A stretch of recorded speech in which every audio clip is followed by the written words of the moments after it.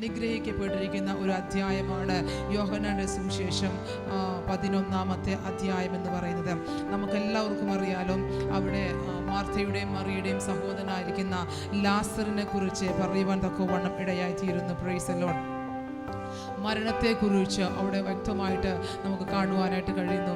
നോക്കി, ലാസർ മരിക്കാൻ പോകുന്നു. ലാസർ മരിച്ചു 4 നാളായി നാറ്റം വെച്ച് തുടങ്ങി. Price the Lord.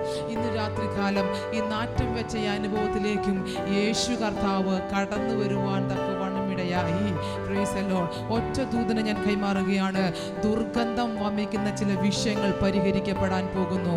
വിശ്വസിക്കുന്നവരുണ്ടെങ്കിൽ മാത്രം കരങ്ങളെ തട്ടിയൊന്നാമേ പറഞ്ഞേ. വിശ്വസിക്കുന്നവരുണ്ടെങ്കിൽ പറഞ്ഞേക്കണം, ദുർഗന്ധം വമിക്കുന്ന ചില വിഷയങ്ങൾ, നാറ്റം വെച്ച ചില വിഷയങ്ങൾ, അടുക്കാൻ പറ്റാത്ത ചില വിഷയങ്ങൾ, ആർക്കും പരിഹരിക്കാൻ പറ്റാത്ത വിഷയങ്ങൾ, നിങ്ങളുടെ മാതാപിതാക്കൾക്ക്, നിങ്ങളുടെ ബന്ധുമിത്രാദികൾക്ക്, നിങ്ങളുടെ സഹോദരങ്ങൾക്ക്, പ്രൈസ് ദി ലോർഡ്, ന്യായാധിപന്മാർക്ക് ഞാൻ പറയാം, പരിഹരിക്കാൻ പറ്റാത്ത വിഷയങ്ങൾ, ആ നാറ്റം വെച്ച വിഷയങ്ങൾ, ദുർഗന്ധം വമിച്ച വിഷയങ്ങൾ ഇന്ന് രാത്രിയിൽ അത് പരിഹരിക്കപ്പെടാനായി പോകുന്നു.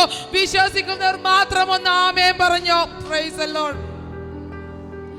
ഒറ്റ കാര്യം ഉറപ്പായി ഞാൻ പറയുന്നു, വിഷയങ്ങൾക്ക് പരിഹാരമായി. Price the Lord. മറ്റാരും അറിയരുത് എന്ന് പറഞ്ഞ വിഷയങ്ങൾ, പ്രൈസ് ദി ലോർഡ്, നാട്ടം വെച്ചു പോയല്ലോ എന്ന് പറഞ്ഞ വിഷയങ്ങൾ, അത് പരിഹരിക്കപ്പെടാനായി പോകുന്നു. Price the Lord. അതൊരു സുഗന്ധത്തിന്റെ അനുഭവത്തിലേക്ക് കർത്താവ് കൊണ്ടുപോകുകയാണ്. നോക്കിക്കേ, ആ നാട്ടം വെച്ച വിഷയത്തിന്റെ അകത്തും അവർ കർത്താവിനെ വിളിക്കുവാൻ തക്കവണ്ണം ഇടയായി തീർന്നു. Praise the lord. യേശുവിനെ അറിയാമായിരുന്നു, ആ ദീനം മരണത്തിനല്ല. Praise the lord. വെളിപ്പാടുള്ളവൻ കർത്താവായ യേശു ക്രിസ്തു ധാരാളം പ്രാർത്ഥിക്കുന്നതായിട്ട് നമുക്ക് വേദപുസ്തകത്തിൽ കാണാനായി പറ്റുന്നുണ്ട്.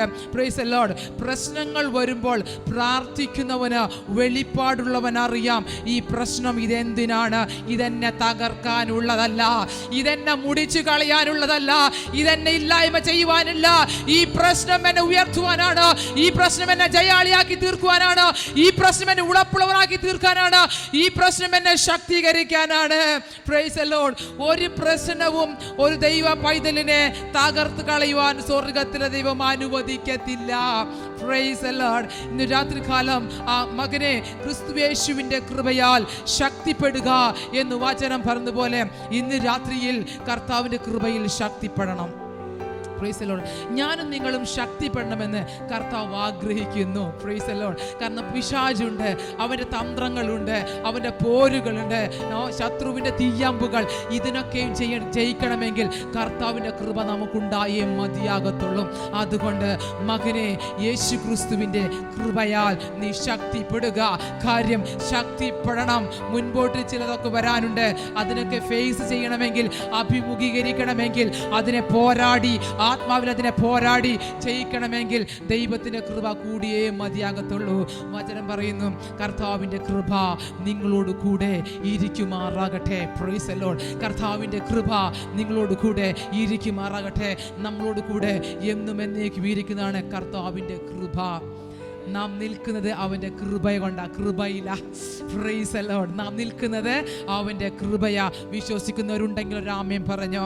Praise the Lord. ഇന്ന് രാത്രികാലം ഈ വചനങ്ങളാൽ കർത്താവ് നിങ്ങളെ ധാരാളമായിട്ട് സമൃദ്ധിയായിട്ട് അനുഗ്രഹിക്കപ്പെടുമാറാകട്ടെ. പ്രൈസ്